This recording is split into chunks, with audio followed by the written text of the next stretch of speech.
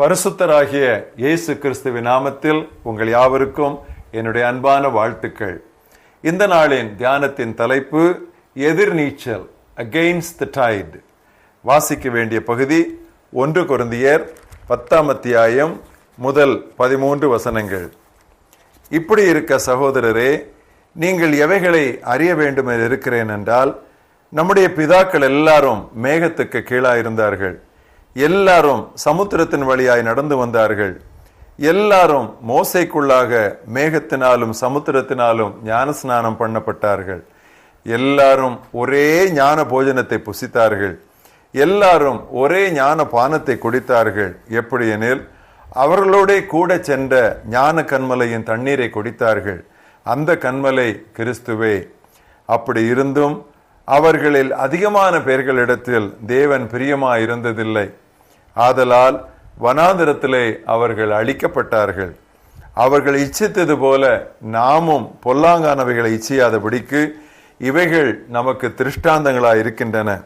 ஜனங்கள் புசிக்கவும் குடிக்கவும் உட்கார்ந்து விளையாட எழுந்திருந்தார்கள் என்று எழுதியிருக்கிறபடி அவர்களில் சிலர் விக்கிரகாராதனைக்காரர் ஆனது போல நீங்களும் ஆகாதிருங்கள். அவர்களில் சிலர் வேசித்தனம் பண்ணி ஒரே நாளில் 23,000 பேர் விழுந்து போனார்கள். அதுபோல நாமும் வேசித்தனம் பண்ணாதிருப்போமாக. அவர்களில் சிலர் கிறிஸ்துவை பரீட்சை பார்த்து பாம்புகளால் அழிக்கப்பட்டார்கள். அதுபோல நாமும் கிறிஸ்துவை பரீட்சை பாராதிருப்போமாக. அவர்களில் சிலர் முறுமுறுத்து சங்காரக்காரனாலே அழிக்கப்பட்டார்கள். அதுபோல நீங்களும் முறுமுறுக்காதிருங்கள்.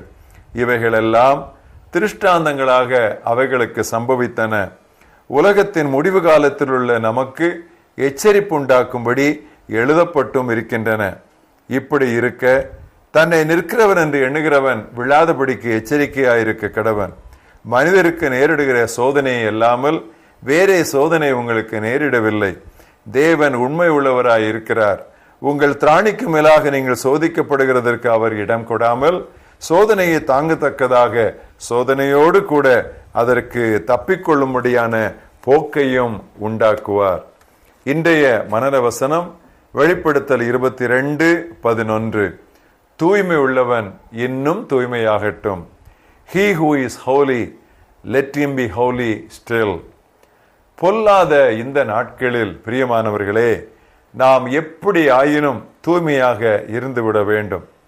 உலகம் அசுத்தத்திலிருந்து அசுத்தத்திற்கு செல்கையில் கடவுள் தமது மக்கள் பரிசுத்தத்தின் மேல் பரிசுத்தம், புனிதத்தின் மேல் புனிதம், தூய்மையின் மேல் தூய்மை அடைய வேண்டும் என்று அவர் கட்டளையிட்டிருக்கிறார். பரிசுத்தமாயிருக்கிறவன் இன்னும் பரிசுத்தமாயிருக்கட்டும், நீதி செய்கிறவன் இன்னும் நீதி செய்யட்டும் என்று வெளிப்படுத்தல் 22:11 வாசிக்கிறோம். தூய்மை என்னும் ஏணியிலிருந்து ஒரு போதும் நாம் இறங்கிவிடக்கூடாது. எகிப்திலிருந்து சென்ற இஸ்ரவேலர் இச்சை, சிலை வணக்கம், வேசித்தனம், கடவுளை பரீட்சித்தல், முறுமுறுப்பு போன்ற பாவங்களால் வனாந்தரத்தில் மடிந்தனர். இவைகளெல்லாம் எடுத்துக்காட்டுகளாய் அவர்களுக்கு நடந்தன. உலகின் கடைசி காலத்தில் உள்ள நமக்கு எச்சரிப்பாய் இவைகள் எழுதப்பட்டும் இருக்கின்றன. பத்திரிகை, தொலைக்காட்சி, இன்டர்நெட், இப்படி எதை எடுத்தாலும் ஆபாசம். காற்றே பாவத்தால் நிறைந்துள்ளது. லஞ்சம், நேர்மையின்மை, கள்ளக்காதல், பண ஆசை, அன்பின்மை, இவையெல்லாம் எங்கும் சர்வசாதாரணமாகிவிட்டன. சோதனைகள் பெருகுகின்றன.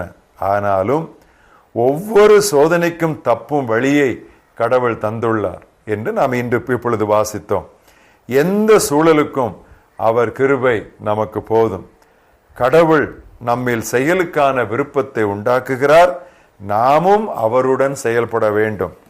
ஒரு வசனம் வாசிக்கிறேன். பிலிப்பியர் 2ஆம் அத்தியாயம் 12-13 வசனங்கள்.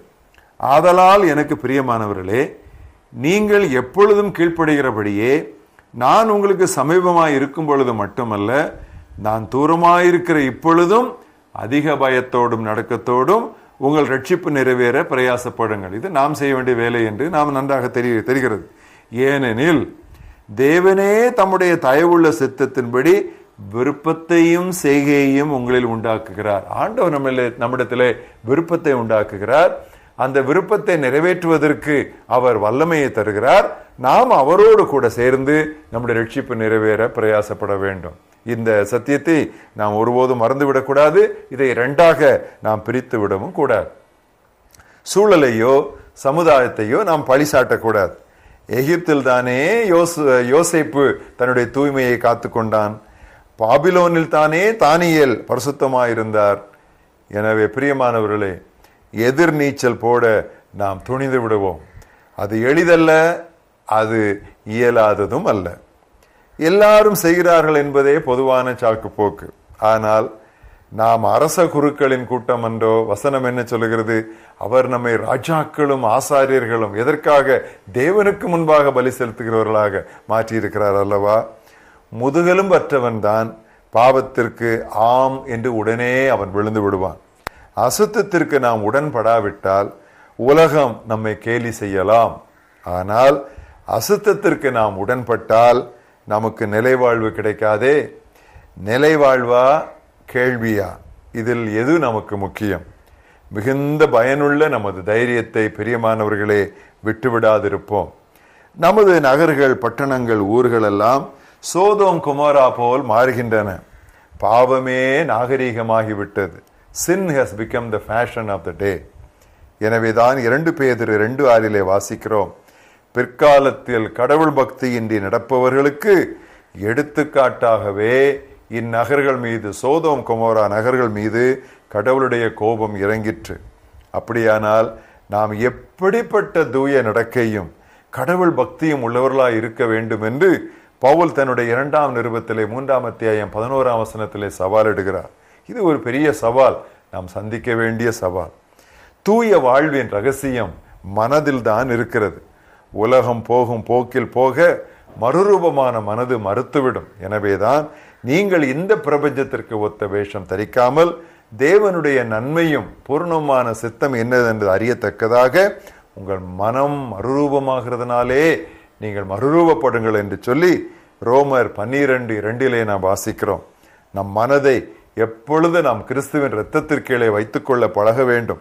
சோதனைக்காரனின் ஏவுதல்களுக்கு இசையாமல் நாம் உன்னதமானவரின் உயர்மறைவில் அடைக்கலம் புகுந்து கொள்ள வேண்டும்.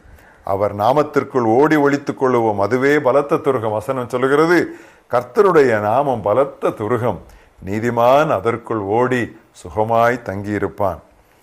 18ஆம் நூற்றாண்டிலே வாழ்ந்த ராபர்ட் முரே முச்சைன் என்ற ஒரு பெரிய பக்தன் இவ்விதமான ஒரு வாசகத்தை சொன்னார். Lord, make me as holy as a pardoned sinner can be. ஆண்டவரே, பாவி ஒருவன் எவ்வளவு தூய்மை அடைய முடியுமோ அவ்வளவு நீர் என்னை தூய்மையாக்கும். அவர் வேத வாசிப்பிலே மிகவும் கர்சனை உள்ளவர். அவர்தான் வேதத்தை ஓராண்டிலே வாசித்து முடிப்பதற்கு ஒரு அருமையான ஒரு வேத வாசிப்பு அட்டவணையை காலை மாலை என்று சொல்லி தயாரித்தவர். அவர் தயாரித்த இந்த வேத வாசிப்பு அட்டவணை என்னுடைய தியான நூலாகிய இந்த புத்தகத்திலே, நாளொரு மேண்டி என்கிற புத்தகத்திலே 13, 14, 15, 16 பக்கங்களிலே உண்டு. வேதத்தை வாசிக்க வாசிக்க திருவசனத்தால் நாம் தூய்மை அடைவோம். தூய்மை உள்ளவன் இன்னும் தூய்மையாகட்டும். He who is holy, let him be holy still. எங்கள் மகாபரிய தேவனே, இந்த பொல்லாத நாட்களிலே நாங்கள் எவ்விதமாக பரிசுத்தத்தை காத்துக்கொள்ள வேண்டும் என்று திருவசனத்திலிருந்தும் திருவசன சான்றுகளிலிருந்தும் தேவரீர் எங்களுக்கு தந்த நல்ல போதனைக்காக நாங்கள் நன்றி சொல்கிறோம். எதிர்நீச்சல் போடாமல் பரிசுத்தமாக இருக்க முடியாது. எதிர்நீச்சல் போட்டால் அதிகமாக பலமும் அதிகமாக விசையும் செலவாகும். ஆனாலும் கடைசி மூச்சு வரை யோசேப்பை போல, தானியேலை போல, ஆதிகாலத்து பக்தர் போல தலை போனாலும் பரிசுத்தத்திற்கு விலை பேசி விடாதபடி நீர் எங்களை காத்துக்கொள்ள வேண்டும் என்று நாங்கள் செபிக்கிறோம். இந்த நாளின் தியானத்திற்காக நாங்கள் துதிக்கிறோம். பரிசுத்தராகும்படி எங்களை அழைத்தீர். பரிசுத்தத்தின் மேல் பரிசுத்தம், நீதியின் மேல் நீதி, மகிமையின் மேல் மகிமை, வெற்றியின் மேல் வெற்றி, இதுவே எங்கள் கோஷமாய் இருக்கட்டும். இயேசு கிறிஸ்துவின் நாமத்தில் இப்படிப்பட்ட பரிசுத்த வாழ்க்கைக்காக எங்களை அர்ப்பணிக்கிறோம். எங்கள் ஜீவனுள்ள பிதாவே, ஆமென்.